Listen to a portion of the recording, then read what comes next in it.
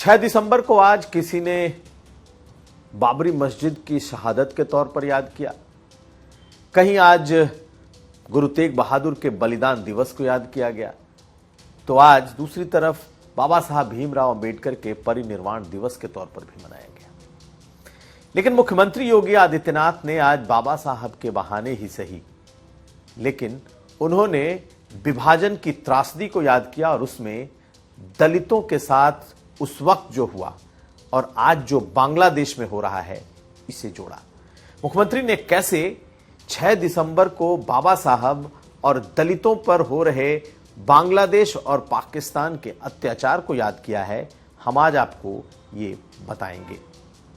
इसके अलावा यह भी दिखाएंगे कि आज आखिरकार वाराणसी के उस यूपी कॉलेज में, जिसे कि उदय प्रताप कॉलेज कहा जाता है, क्या जुमे के दिन होने की वजह से आज नमाज हो पाई? वहां छात्रों ने क्या किया यह भी दिखाएंगे। और आखिर में वो खबर, लखनऊ यूनिवर्सिटी के छात्रों ने शादी में मुफ्त खाने को लेकर बवाल के बाद उन पर जो मामले दर्ज हुए, दरअसल वो डकैती के मामले दर्ज हुए। आज लखनऊ यूनिवर्सिटी के छात्रों ने कैसे प्रदर्शन किया है और आगे की क्या तैयारी है ये भी दिखाएंगे। ये खबरें आज का यूपी में। नमस्कार, मैं हूं कुमार अभिषेक, आप देख रहे हैं यूपी तक। हम हाजिर हैं अपना न्यूज शो आज का यूपी लेकर। मुख्यमंत्री योगी आदित्यनाथ आज 6 दिसंबर को कई कार्यक्रमों में थे। एक तरफ उन्होंने गुरु तेग बहादुर के बलिदान दिवस को भी याद किया, लेकिन बाबा साहब भीमराव अंबेडकर के परिनिर्वाण दिवस पर आज जो कार्यक्रम हुआ उसमें उन्होंने एक बार फिर बांग्लादेश के अत्याचार के बहाने दलितों पर हुए अत्याचार को आज रेखांकित किया है। मुख्यमंत्री योगी आदित्यनाथ ने कहा कि जिन्ना का जिन्न जब तक भारत में रहेगा तब तक दलितों, पीड़ितों और शोषितों पर अत्याचार होता रहेगा। मुख्यमंत्री ने याद दिलाया है कि इस वक्त बांग्लादेश में जो हो रहा है, दरअसल ये सब कुछ दलितों और बौद्धों के ऊपर ही ये पूरा अत्याचार है, और जिन्होंने बाबा साहब की बात 1947 में नहीं मानी वही आज इसे भुगत रहे हैं। तो बाबा साहब को नए तरीके से, बाबा साहब भीमराव अंबेडकर को बिल्कुल नए तरीके से मुख्यमंत्री योगी आदित्यनाथ ने याद किया। सुनिए उन्होंने क्या कहा है, लेकिन इसके मायने भी गूढ़ सियासी हैं। मुख्यमंत्री के इस बयान को सुनिए, उसके बाद हम समझेंगे कि क्या कहीं इसमें भी कोई सियासत है। सुनिए मुख्यमंत्री ने आज कहा क्या है। आज आप एक चर्चा लगातार सुन रहे होंगे बांग्लादेश का। बांग्लादेश में हिंदू, बौद्ध और अन्य अल्पसंख्यक समुदाय के लोगों को वहां के कट्टरपंथियों के द्वारा मारा जा रहा है, जलाया जा रहा है, उनकी संपत्ति को लूटा जा रहा है, माताओं और बहनों की इज्जत के साथ खिलवाड़ हो रहा है। मैं जानना चाहता हूं कि स्थितियां क्यों आई। याद करना कि जिन्ना का जिन्न जब तक इस धरती पर रहेगा तब तक इस प्रकार की अराजकता लगातार डसती रहेगी, गरीबों को, वंचितों को, शोषितों को। और यही दृश्य हम वहां देख रहे हैं। जो पाप 1947 में देश के विभाजन के रूप में हम सबके सामने आया था, आज उसका एक बदसूरत रूप फिर से हमारे सामने बांग्लादेश के रूप में है। ये जितने भी लोग वहां हिंदू मारे जा रहे हैं या बौद्ध मारे जा रहे हैं, ये सभी दलित तबके के हैं।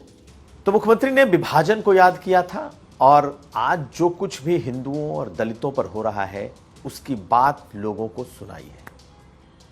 लेकिन आखिर ऐसा क्यों है? क्या इसका कोई सियासी मतलब है? 2024 का पार्लियामेंट याद करिए। अगर 2024 के पार्लियामेंट चुनाव को याद करेंगे तो बीजेपी उस वक्त बुरी तरीके से पिछड़ी थी। दलितों का एक बड़ा तबका नाराज था, चाहे वो संविधान बदलने की बात हो या फिर आरक्षण खत्म होने की बात हो। लेकिन बांग्लादेश में जो इन दिनों हो रहा है, अब मुख्यमंत्री ने उस मुद्दे को अलग से ही कह सकते हैं कि लपक लिया है। बीजेपी के शायद बड़े से बड़े नेता भी इस तेवर में नहीं है जिस तेवर में मुख्यमंत्री है, क्योंकि उन्हें मालूम है कि जो भी अत्याचार इस वक्त हो रहा है बांग्लादेश में, उसमें बड़ी तादाद वहां के नमो शूद्रों की, यानी कि जिन्हें दलित कहा जाता है। और इस बात को बार बार मुख्यमंत्री योगी आदित्यनाथ रेखांकित कर रहे हैं। मुख्यमंत्री योगी आदित्यनाथ की कोशिश है कि इस बहाने ही सही कम से कम दलितों का वो वर्ग जो अंबेडकराइट्स हैं, जो एक तरीके से बीजेपी को चिमटे से भी नहीं छूता, कम से कम वो इस दृश्य को देखे, बांग्लादेश के हालात को समझे और वो जो बातें कह रहे हैं उस पर यकीन करे। यानी कि इसका सियासी फायदा भी बीजेपी को मिल सकता है, ऐसी बात कही जा रही है। 2 साल के बाद चुनाव है, लेकिन मुख्यमंत्री ने जिस अग्रेसिव तरीके से इस पूरे मुद्दे को पकड़ लिया है और लगातार दलितों की बात वो कर रहे हैं बांग्लादेश को लेकर, ये आने वाले दिनों में एक बड़ा मुद्दा दलितों के बीच हो सकता है। क्योंकि फिलहाल ये एक विमर्श की स्थिति में है कि क्या सचमुच जब विभाजन हुआ तो उससे सबसे ज्यादा अगर किसी को झेलना पड़ा सबसे ज्यादा तो पंजाब के सिखों ने झेला और बंगाल के दलितों ने, यहां तक कि पश्चिमी पाकिस्तान के भी दलितों ने। ये दस्तावेज हैं, ये बातें इतिहास में हैं। और अब मुख्यमंत्री योगी आदित्यनाथ अपनी हर सभा में इस बात को कहना नहीं भूलते। अब अगली खबर। और अब हम आपको बताने जा रहे हैं यूपी कॉलेज का हाल। जी हां, वाराणसी का उदय प्रताप कॉलेज जो पिछले कुछ दिनों से खबरों में है। खबरों में इसलिए क्योंकि यहां के एक मजार को लेकर विवाद हुआ, जिस पर कि नमाज बड़ी तादाद में पिछले शुक्रवार को पढ़ी गई थी।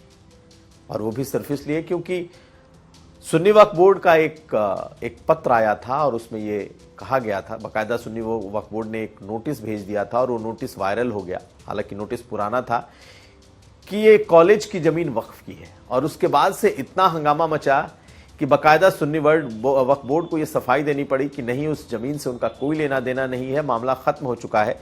यह महज एक नोटिस था जो वहां पर एक मजार होने की वजह से उसके बारे में पूछा गया था। मामला सुन्नी बोर्ड ने अपनी तरफ से तो खत्म कर दिया, लेकिन आज एक बार फिर एक आमने सामने की स्थिति बनती दिखाई दी। आमने सामने का मतलब हिंदू मुसलमान नहीं, प्रशासन बनाम वो छात्र या फिर वो लोग जो आज हर हाल में इस कॉलेज में घुसना चाहते थे। कौन है वो लोग? दरअसल मजार बनने के बाद से जब बड़ी तादाद में वहां नमाजी पहुंचकर उन्होंने नमाज अदा की और धीरे धीरे ये मामला बढ़कर बहुत बड़ा हो गया, तो पिछले मंगलवार को, यानी बीते मंगलवार को बड़ी तादाद में छात्रों ने वहां पर हनुमान चालीसा का पाठ करने का एक कार्यक्रम रखा था। और आज फिर, चूंकि आज जुमे की नमाज थी, प्रशासन ने पूरी तैयारी कर रखी थी, ऐसे में हिंदू संगठन के लोग पहुंच गए और जबरन वो चाहते थे कि अंदर जाकर मजार के पास वो हनुमान चालीसा पढ़ें, लेकिन आज सारे एंट्री पॉइंट को बंद कर दिया गया था। इसलिए आज वहां पर नमाज भी नहीं हो पाई, कोई अंदर नहीं घुस पाया। बाहर में जरूर पुलिस के साथ भिड़ंत उन लोगों की हुई जो जबरन कॉलेज में घुसना चाहते थे और हनुमान चालीसा का पाठ उस मजार के पास करना चाहते थे। आप इन दृश्य को देखिए, आपको समझ में आ जाएगा कि आज इस उदय प्रताप कॉलेज में एक ऐसी स्थिति बन गई जब हर हाल में हनुमान चालीसा का पाठ करने के लिए हिंदू संगठन के लोग जाने पर आमादा थे, लेकिन प्रशासन ने उन्हें रोक दिया। लेकिन क्या हाल है, क्या स्थिति है उस मजार की, आप देखिए।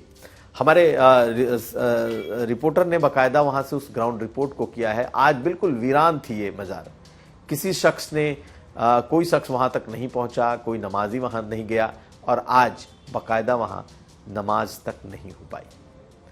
खैर, देखना यह है कि आगे क्या होता है, लेकिन एक बात याद दिला दें कि कॉलेज प्रशासन अब प्रवर समिति में इस मामले को उठाने जा रहा है कि जब ये मजार अपनी जमीन पर नहीं है, ये मजार कॉलेज की जमीन पर है, उसका खाता खतौनी सब कॉलेज का है, तो वो अवैध है और तब इसके खिलाफ कार्रवाई हो। नजर हमारी रहेगी अगली खबर। और अब हम आपको दिखा रहे हैं लखनऊ यूनिवर्सिटी का वो प्रोटेस्ट याद करिए, अभी से 2 दिन पहले एक घटना घटी जिसमें यूनिवर्सिटी के कुछ छात्रों ने यूनिवर्सिटी के करीब एक मैरिज हॉल में शादी में घुस गए और खाना खाने लगे। तो उसके बाद ये बवाल हो गया।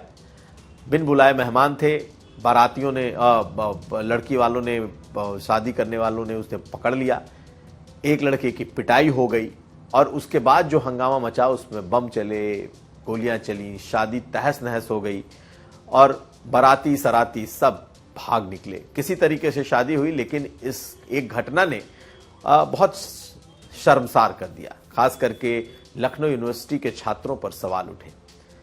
अब इस मामले में बाकायदा जो एफआईआर हुई उसमें कई छात्रों पर डकैती की एफआईआर हो गई। चूंकि शादी तहस नहस हो गई थी, मारपीट हो गई, आरोप ये लगा कि शादियों के में बहुत सारे सामान गायब हो गए, चोरी हो गई और बाकायदा जो एफआईआर कराई गई उस एफआईआर में गहने और जेवर के चोरी होने या उसे लूटने की एफआईआर हुई।